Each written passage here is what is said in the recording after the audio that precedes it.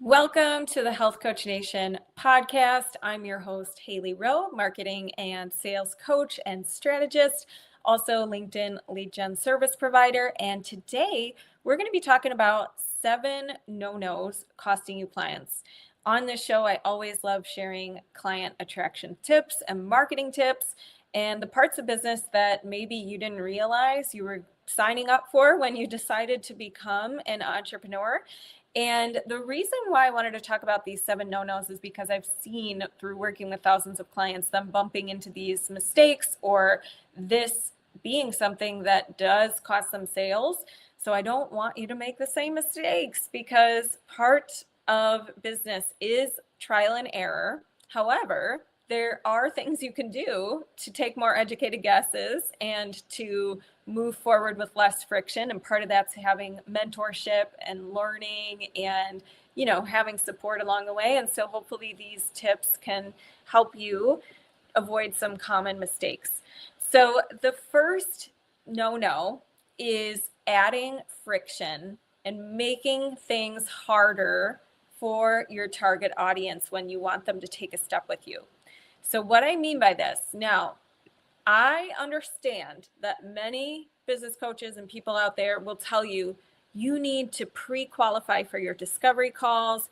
You need to make sure that, you're saying who your program is not for and get rid of those, weed those people out who are not a fit. And I totally understand and agree that it is important in your business to, in your marketing, you're trying to attract the people you want to attract and repel the people you want to repel.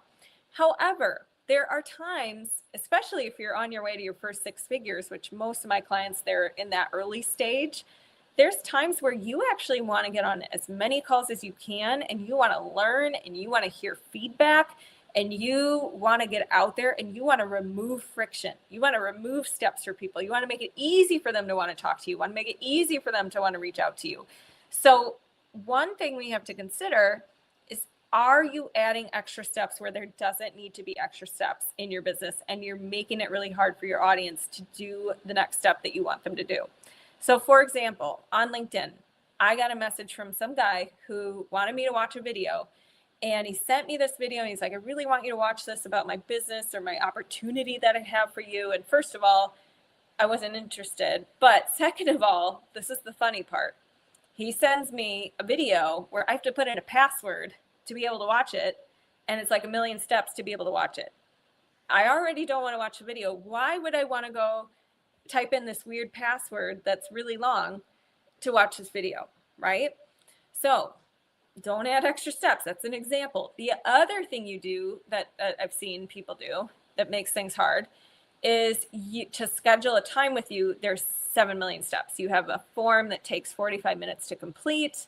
And there's a time and a place. Don't get me wrong. Like I said, there comes a time and a place in your business where you have to pre-qualify better, and that's fine.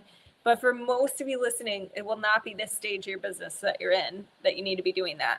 So you want to make it easy to schedule with you. Now, that doesn't mean have no questions. You still want to know, how do they find you? Because that is extremely important information that you need to save for your marketing. And you want to know their name, and you want to know their email, and you want to know their phone number so you can contact them, or however you guys are connecting. But don't add 7 million unnecessary questions. You may want to ask 2, what's their goal or what's their struggle or what do they want to talk about on the call? But that's about it. Keep it simple. Don't make scheduling with you super, super hard. Same thing with your email lead magnet. If you have an email lead magnet, don't have an entire form where they have to put in their first name, their last name, their phone number, their, ton of questions, their zip code. No, just make it the name, first name, and email if we're trying to remove friction. Same thing with when you book a discovery call and you make it really hard for people to find the Zoom link, or you don't tell them how you're going to be connecting with them, or you don't send any reminder texts for the discovery call, and you make it hard for them to remember that they signed up for a call with you. So if there is something you can do to make it easier, like remind them or send them the Zoom link ahead of time or whatever it is, this is really important. So make things easier for your target audience, not harder. remove steps, remove friction, don't add friction. And it's the same thing in your coaching program. When you're actually working with clients, how can you remove extra friction? How can you make the process easier, more convenient, less guesswork for them? And that will make you a really good coach. And that will also get you more clients because you are providing so much value because you're removing so much of the uncomfortable parts, right? So that's something to think about. The second no-no is ignoring people in your current network and thinking only all the time that you need new eyeballs. I have seen so many of my clients just not see opportunities right in front of them because they think I need something shiny, new people, new marketing method, new, before realizing there's actually a lot of opportunities in front of them where, for example, they have a opportunity where somebody they know owns a company where they could collaborate or they could speak with that person's team or something like that, or they could start a referral program for past practice clients, or they can, collaborate with somebody within their network already and form a referral partnership. So you are allowed to want more followers. That's important. It is important to have more eyeballs on your stuff if you want to grow a business. But before you think, oh, I need to, do all these new things and I got to really get going on that, first look at your immediate network and say, are there opportunities for me to add value here? Are there opportunities for me to connect with my current network here? Have I already talked to each person who follows me on Instagram before, or have I never acknowledged them? Right? So, and I'm not saying send them a pitch, but I am saying don't ignore the people in your world currently who love and support you. And don't send a pitchy message, but do engage. Do look for ways to be useful. Do look for ways for how you can support people, how you can be a connector, how you can network, all of that, because there's chances are that you have some golden people in your network already who maybe even want to work with you, but you're ignoring them because you think I need new all the time. Okay, the next no-no is only posting content with no call to action or no lead gen.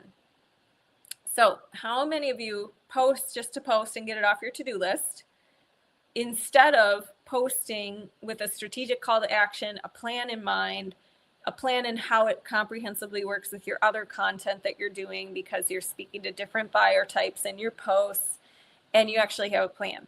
And you have a call to action that's intentional, a call to action to either sign up for your email list or, engage with you so you can engage with your audience or whatever. So that's important. But then at the same time, I say no lead gen is another no-no because you can post all you want, but if only 2 to 6% of your audience sees it, which is kind of true on social media, unless you are a crusher at making viral content, unless you're like viral content guru and you understand the algorithm and all of its things. And even if you do, you still don't have full control over the algorithm. So even people who've gone viral before, they can't predict that every single video is going to go viral. So my point here is if you are making posts only and 2 to 6% of your audience is seeing it and you have a small audience and you're not pairing that content with lead gen, that's a problem. You have to also be connecting with new people and meeting new people and getting in front of new people and having visibility opportunities going on so that you're sending people to your content regularly and not just hoping they see it because the algorithm helps you. Because let's be honest, the algorithm is not super helpful a lot of the time. And we need to take charge of what we can, which is getting in front of new people and getting visibility opportunities. So when I say lead gen, I'm talking about doing collaborations with someone who has a bigger audience and you speaking to their audience and sending visibility to your traffic channels or your lead magnet or whatever. Or I'm talking about going out locally and doing a workshop in front of 20 people at one time, new audience, right? Or I'm talking about doing LinkedIn lead gen, where you send out connection requests and you network on that platform. And if you want my class on that, it's at haleyrowe.com/LinkedIn. And I take you through how do you do LinkedIn lead gen. Or I'm talking about going on a podcast and sharing at the end how people can connect with you. Or there's many different forms of lead gen, but the point is you don't just post content and that's it. You have to also do lead gen with the content. Another big no-no is avoiding AI. AI is here. It is a part of our world. And if you're not using it as a tool, you may get behind compared to other people who are using AI. So what I mean is, I don't think, let's be real, we've all seen the content where people made AI content and we can tell. And it's like the one that I know now that I've actually been guilty of, because I normally read it and I'm like, this is pretty good. But then I'm like, oh, this totally sounds like AI. Here's what AI is doing now in content. And then I'll go back to my story. But it's, if it says like, it's like, let's say they present a problem in your post, you're struggling with weight loss or whatever. It's not blank, meaning it's not that you're not disciplined. It's not that you don't have the motivation. It's, and then they say the answer. AI is doing that all the time now. Every ad I see on Facebook, everybody has that. And it is a common copywriter thing. But now I think AI is just doing it on everybody's posts. So anyways, I went off on a tangent, but my whole point is you can use AI to help you improve content or clean it up. You can use it to help you organize your ideas. You can use it to help you break down a project.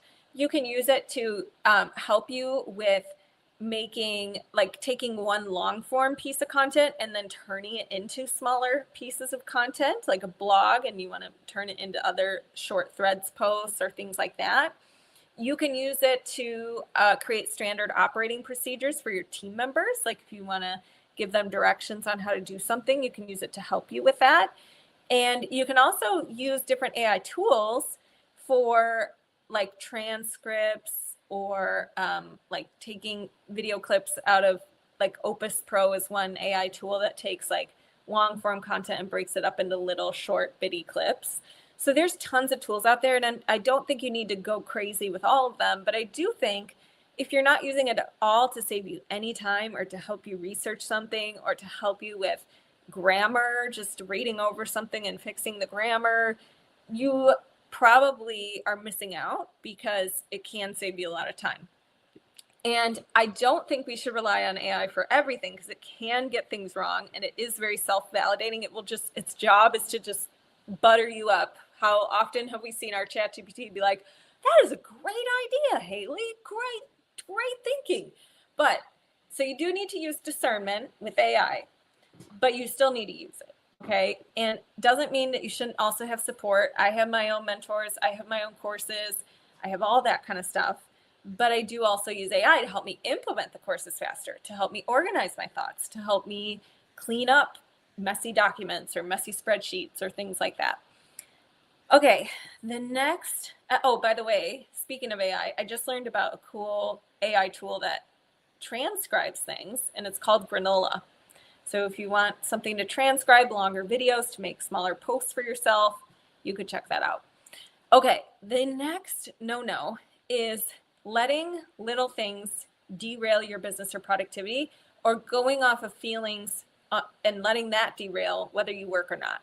So if you're going to have a business, it's a job. It is something where it's not like you're just going to do it when you feel like it and then it will take off. You have to actually show up just like you were a paid employee at a company at one time if you had a day job, and you have to not do it when you don't feel like it. Sometimes you have to show up anyways, okay? So here's an example. I was talking to somebody and they said they really were motivated to build a business and really motivated to get it six figures or beyond and really excited about it. And they knew what they had to do. They had a little plan in place and wanted to work on it. And then I said, how is it going? And they said, well, the weather has been really bad. And so I just haven't been working on my business. And I was like, what does the weather have to do? Now, I get that there's like seasonal depression and all that kind of stuff. And I'm not talking about that. If you have that and you need to get support, do that. But what does the weather, why are we basing whether or not we work on our business on the weather? Really? Like, why are we a victim to the weather? And that's going to determine if we're a successful business owner or not, or if we show up for our business or not. How are we going to move forward if that's what we base our decisions off of? Same thing with little things. Like if you get a no or you get a no response, that one no response cannot be something that you dwell on for 6 weeks before you take any other actions. That one discovery call can't be the thing you put all your eggs in one basket on, because that's a lot of pressure for that person, number one, and that's icky. But number two, you're creating no other opportunities for yourself. So we cannot let these little things or one thing at a time be like what determines if what we're working on or how we're continuing in our business or how we're showing up consistently. We need to show up consistently no matter what. And it may look different on certain weeks. If you have more going on one week, yeah, you might work a little less in your business, but you're still showing up, and you're not basing whether or not you work on your business on the weather or on if you felt like it or on if, if everything's perfect and no emergencies have come up. Emergencies are going to come up, and we have to learn how to still have a job just like you would at a day job, but your business is now in place of that. How do we still have a day job and work our job when life gets lifey? And again, it may take different flavors. It may take different seasons where we're in more of seasons of push versus patience versus we're just in a maintenance phase versus we're in a growth phase. That's all fine. But don't let little things cause you to be derailed in your business for weeks at a time. Recover quickly from rejection. Recover quickly from a no response. Be able to not let the weather dictate whether or not you work on your business. And the other thing that we cannot do, that's a big no-no, is overthinking every step and adding much more emotional drama to neutral things than there needs to be, okay? So your job is to shorten the gap between a challenge and a solution and knowing you need to do something and doing it. Your job is to shorten that gap between I know I need to do this and doing it. But what prolongs the gap is when you're like, well, I don't know what people are going to say. I don't know if people like me. I'm overthinking this. I'm whatever, right? And then it prolongs the gap. But your job, if you were just neutral and decisive, would be, I'm going to do this. I'm going to see how it goes. And then I'm going to iterate, or I'm going to, keep refining and improving. And that is how you build a business. So set yourself up for success by understanding your brain's going to try to talk you out of so many things. Your brain's going to compare, your brain's going to overthink, your brain's going to say it's overwhelmed. And your job is to shorten that gap between the overwhelm or the feeling stage and saying, yes, that's okay, and I can still do this. Or finding a way to coach yourself through that quickly so that you get into an emotion where you can take action from, an empowered emotion that you can take action from. And that's what, if you're a coach, you are your own best first client, right? Because that's what we do as coaches, is we help our clients do the things they say they want to do, but they're not doing. And so you have to be a master of doing that for yourself if you're going to ever coach someone well, right? Okay, the next thing that's a big no-no in business is wanting everything to be easy and passive. You're just setting yourself up for disappointment, okay? So here's the thing. If you're building a coaching business or an online business, nothing is ever passive at the start. I don't care if you set up a course or someone tells you can set up a passive income stream. That's great, you can, but it all starts with action, and it's never not any work. So the sooner you can let go of trying to avoid work, the faster you're going to move, okay? And the sooner you can let go of thinking you need to know how everything's going to work out before you take the action, the sooner you'll actually move forward and make the progress you want. Versus if you need to know it's going to go a certain way, you will never do it. And you will never create the result you want because you're so, you're not doing anything, obviously, and you just have the wrong attitude, in my opinion, about it, okay? So everybody wants to, there's a Hippocrates quote I'm going to read you really quick. Everybody wants to heal until the medicine shows up in the form of discipline. Okay, so what do we mean by this? we all want a 6-figure plus $1 million whatever business. We all want flexible schedule. We all want amazing clients, and every single one of them are perfect, and we love every single one of them. We all want that. But then when we realize the steps to get there, or the things we have to try to get there, and the medicine shows up in the form of discipline, the path shows up in, I got to learn how to develop new skills. I got to learn to do things I've never done before. I got to be willing to be uncomfortable. I got to be willing to take emotional and financial risks. When we see that, then suddenly we're like, oh, is healing really what I want in this Hippocrates example, right? So what we need to do is we need to, if you've ever watched the Taylor Swift documentary, she talks about how everybody wants success or wants a tour like she had, but nobody wants to acknowledge or do the work that it took her to get there, to create that, right?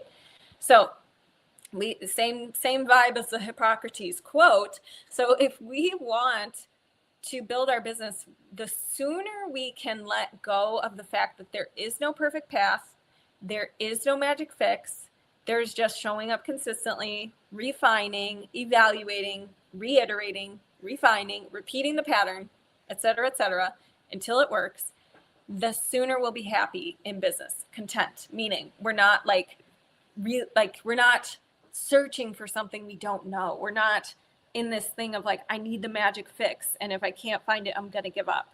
We're just here, and we're going, and we're growing, and we get to our goal because we're just like, oh, I know there is no magic fix. I know it's just about continuing to show up, continuing to evaluate, continuing to refine and improve.